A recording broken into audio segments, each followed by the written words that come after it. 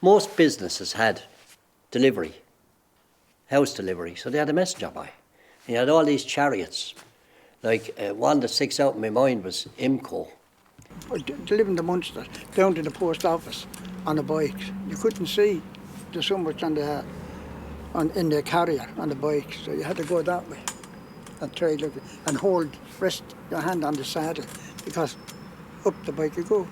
There were cleaners and dyers. They were down where that laser eye surgery is now. And they had a bike, and I remember penning an ad there one time saying wanted boy as big as a man to push a bike as big as a horse. If you were lucky, I remember my mother bring me in there as a child, and they might give you the broken biscuits. You might get 3 pennies worth of the broken biscuits in a bag, and you'd be delighted. Downtown was where the business really was. This is the centre of town. At that time, the whole area was full of people. That, even all the businesses along the quay, families lived over them all. As I said, window shopping was the thing, and the lights of the shops were blazing. People with prams going around looking in shop windows and what have you, because it was family intensive. There was people living everywhere. The London Newcastle, I'd say, was very popular. Then there was the home in Colonial. That was another one. I remember the home in Colonial. Sure, yeah. And on the corner of Patrick Street, we used to have a shop called Vales, and all the habits used to be on the window for the dying people. Then there was Phelan's, the Marble Hall. They were next to Woolworths. It was a butcher's shop, and it was open. You see the beasts hanging up outside, like. Right. The front of the shop were like all shutters, kind of, and they'd all slide that'd back. Be open all the way the whole back, front to and be you open. Just walk in You'd and see out. forces with around. Broad Street, you might remember, just where Mulligan's was a place called the 50 Shilling Tailors. And it was called the 50 Shilling Tailors because you could buy a suit for 50 shillings. I remember when CIE were here and they had horse and cars going around. That was late 50s, 60s. And Benny O'Brien, he was the man who looked after the horses. Well, the horse and cart were the big thing. Like CIE had a fleet of horse and long cars. There was a place called Hackett's in Bridge Street who had big drays. Famous driver for them, Ned Keogh. He'd come down in the morning and he had hogsheads, barrels, firkins, they were all different sizes of casks there, and he wanted all his out as fine as possible, and he wouldn't be in the best of humour. Used to go on the horse up Gracechurch Road, 13 or 14 horses. It's over in the old goods yards. But he'd go around to each of the pubs and the bottlers or waterers, and after he come back from each one, I think that he'd get a little bit better humour. He'd be more humour. So at the end of the day, he was in great humour with everybody, and I think the horse knew the way home then. We had a man, Wack Dunphy. He could wire a house. He actually minted half-crowns. Did you ever hear of the half-crown? Wack minted the half-crowns out of lead, and of course he was caught. Next door to my own office in High Street, Kevin Barden traded as a locksmith. Down in front of McCabe, and McCabe said to him, "Patrick, you know where you're going," he said. "Do you want to say anything before I send you?" "I do, Your Honour," he said. "If the mould had been a bit bigger," he said, "I'd have put my own head on and said that feckin' Queen Lizzie one." Yeah, Mary Jo Troy was down there.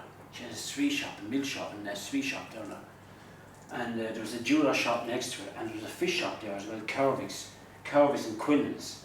If you had a problem with a lock, car lock, safe lock, whatever, Kevin Barden was the man, and the only man, and he was a genius. And Mr. Hughes then, he lived up where John's is now, up coming into Broad Street there. Right.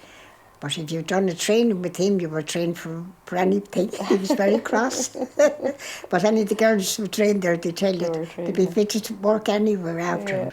And he never tidied inside the building. And when you went in, you got about 3 body spaces. I remember my father saying to me, again as if it was only this morning, right by, he said, "Time for you to go to work." And I remember he telling me going out to the county and being brought out by a family to open a safe that had been out in a shed for years. And they opened it, and either in the safe or under the safe, they found a ring. And they said that a servant girl had been blamed for stealing it and had been fired. She had always denied any liability and sort of claimed her innocence. And she left the area with some degree of blame attaching to her, or shame, or question mark, and never came back. And that ring she had nothing to do with. I remember he telling me that. And he was a fond of that sort of stories. In my house anyway, my mother did the work. Because I remember going down for a bag of coal one time with a pram. She was down with a pram. And my father stood at the door and he shouted out because some of his friends were passing, "Don't forget the pills for me back." And there was a shop down there, and it was Morris's, right? And they used to sell eggs and butter and stuff like that, you know. And then I put them all into the big basket on the bicycle, and then they used to go up to Newtown and deliver. Up the hill. Up the hill, right? And when you get there, then you put the thing up on a stand, and I had it one day, and there was eggs in it and butter in it, and the wind toppled the whole thing over. And it was like a mobile omelette. And you had the name of the shop on this panel on the bike, you know, and a big basket in the front.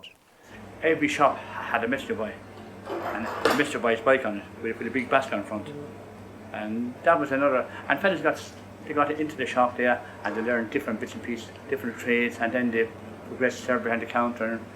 And that's how people got to know. And that's third level education wasn't there them days, like, you know. So that's about it. Okay. Hello. Hello, how are you? How are you going? On the other side, you had Stokes's wallpaper shop, painting wallpapers.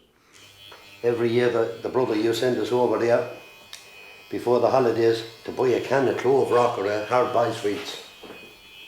They were made up the back lane, up, as you'd know, John's Lane. And Swift's Furniture Factory was there before the Art College. I'm going back here. The three colours that I remember of distemper was a Virgin Mary blue, a vivid pink, and a very lime green. But they were the colours that were the houses were painted in. Oh, Waterford City used to be buzzing, like.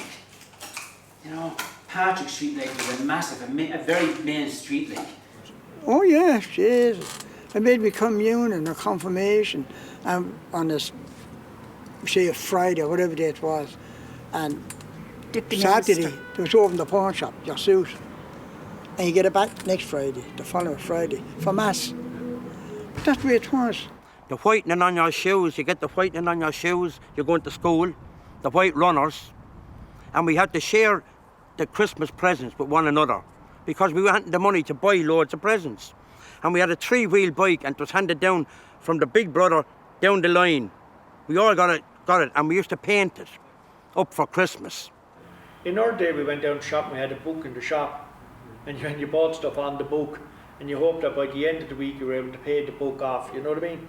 And if the rent man came around on a Thursday, you might have had to hide one Thursday because the money wasn't there. You'd have to stay quiet. Dick the Minister. Dick the Crow, Folly the Girls, wherever you go. Welsh, I hope not. Or you'd be waiting for the gas man to come around, and when they'd empty the gas, you get what they call a rebate. But you'd forget that your 18-year-old brother might have diddled the machine and broke the seal and took coppers to do what he wanted to do, and there was no rebate. But everybody was the same, you know what I mean? There was a sense of living on tick, but it was an honest kind of a tick, you know what I mean?